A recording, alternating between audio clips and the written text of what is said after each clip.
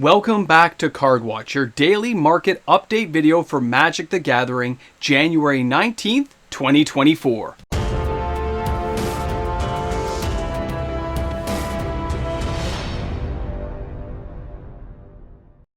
Hi everyone and welcome back. MTG Moxman here, and thanks again for stopping by the channel for another daily dose of Magic MTG Finance updates. Our first card today is coming from Darksteel, and that card is Skull Clamp. Now this card has a market price of $9.06, but the monthly change in price is over $4, which means this card is becoming very popular and is seeing a lot of play. The increase in price is letting players know that this card is being bought. The overall price increase is 22.49% to an average price of $10.48 US, meaning that if you want to buy this card in the original Darksteel version and not a reprint copy, you are going to pay a little bit more money and a little bit more into your wallet to get this card into your house. A lot of players, though, do find it worthwhile to buy the original versions of cards as they're printed. Now our next card is the Tranquil Frillback, and this of course is the extended art from March of the Machines Aftermath. Now this card of course on closer inspection has a monthly change of only $1.66. It's actually going down a little bit in price on the daily, but when you look at the card and recognize it's still up overall 32.36% to an average price of $9.49 US. And of course the Frillback being a 3/3, and the fact if you can pay that kicker later on, this thing can destroy artifacts, enchantments, exile target player's graveyard, or even gain you life.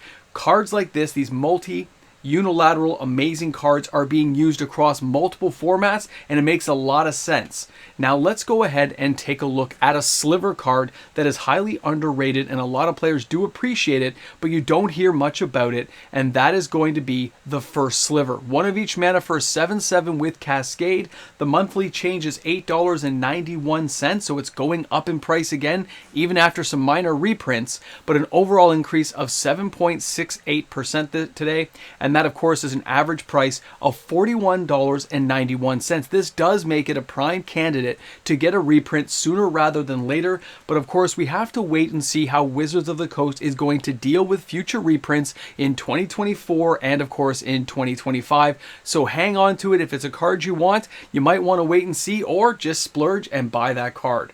Now our next card today is the borderless version of Jeweled Lotus. Now this card has an average price of $164.34. The monthly change is $45.34. That is a massive increase month over month, and a lot of players are paying attention who are collectors of this card. The increase is 6.36% to the average price of that $164.34, but it's still a significant overall price change in the 30-day period.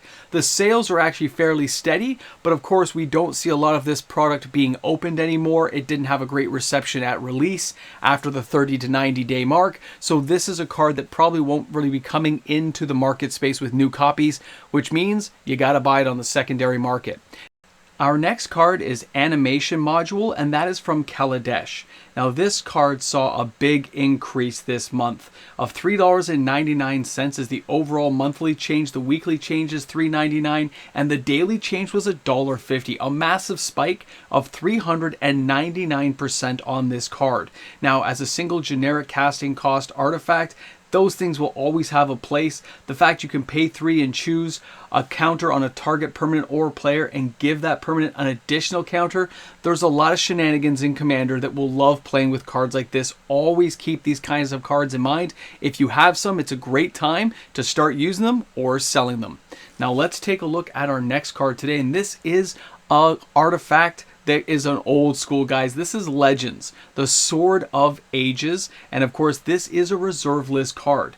Its monthly change is $5.01, the weekly change is $5.51, and of course the daily change brings this to a 7.71% increase to an average price of $70. This card, we used to use it all the time back in the day. I believe this one here is just a few players picking up better quality copies. Nothing to be alarmed about on the reserve list with sales like this. It's players jockeying for better positioned cards that have a better look and feel than maybe a beat up copy they bought a few years ago for probably the same price or even higher. The reserve list has a lot of sales going on right now. Now here we have the Ring-a-Maroof from Arabian Nights, the very first expansion of Magic the Gathering. This card allows you to go outside the game and grab a card, and of course famous events like that are people going to grab a Wayne Gretzky rookie card. Either way, the weekly change has it dropping $14. That means it has a decrease of $5.81, bringing the price to $120.20.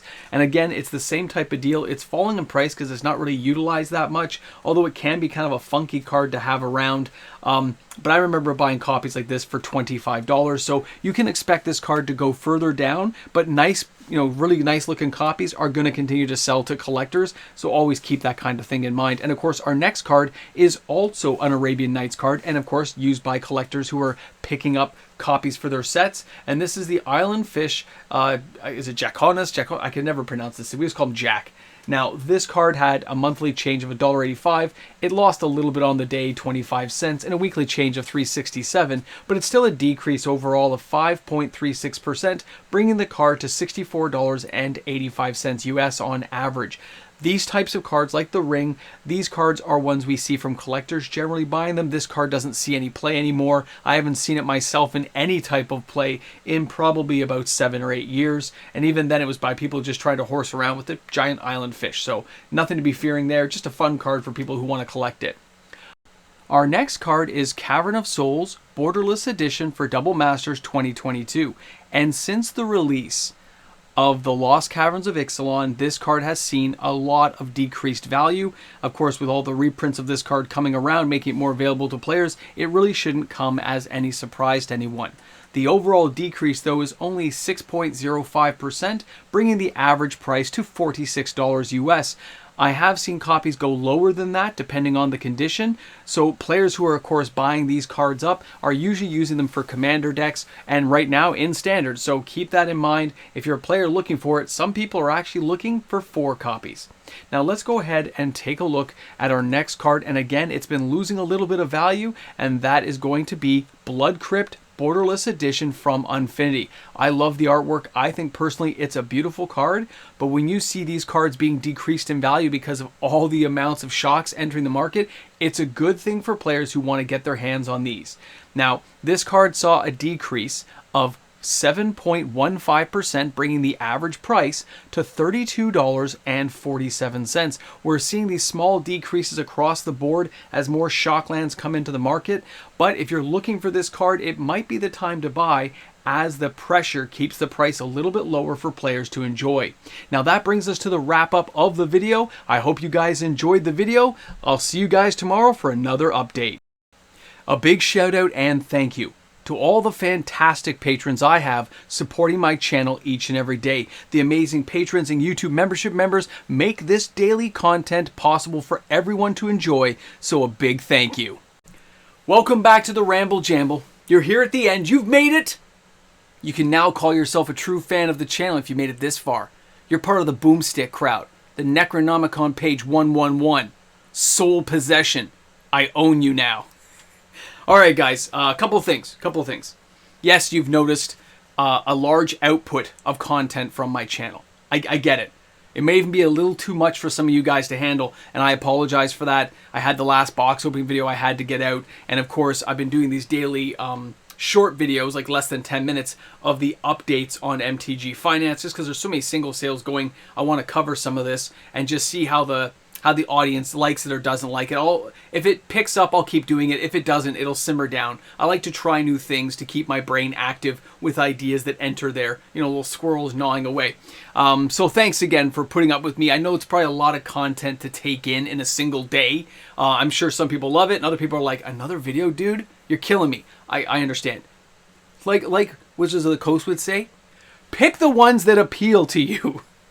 Okay? Anyway, I'm just trying some stuff out. I found a way to free up a little bit of time, so I thought I would give this a shot and see if you guys enjoyed it. It's all for you guys, so I hope you like it. Hope you had a good time.